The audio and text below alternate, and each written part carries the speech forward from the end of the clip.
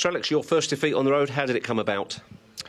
Well, I think we started reasonably well. We had a good chance when Wayne Rooney threw and balls run under his foot. But they scored a fantastic goal and they really picked everyone up in the stadium. Their support got up. They got right aggressive against us and, you know, it made it difficult for us.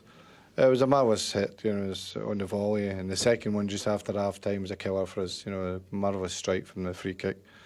But we didn't make enough of our possession of the ball anyway in one of these nights, you know. They had the big two up front. Did you cope with them, do you think, tonight?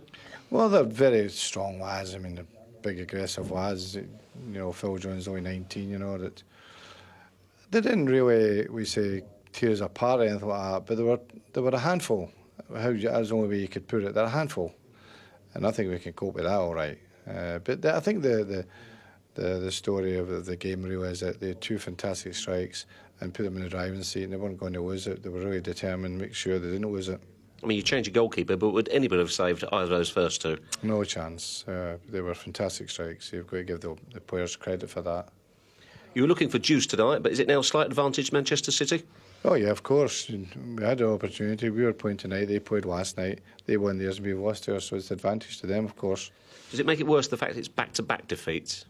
Yeah, we don't normally have that. You know that obviously the one only plus for me is that 2 or 3 players back tonight, and then hopefully we'll have 1 or 2 on the road back. Now that will make a difference.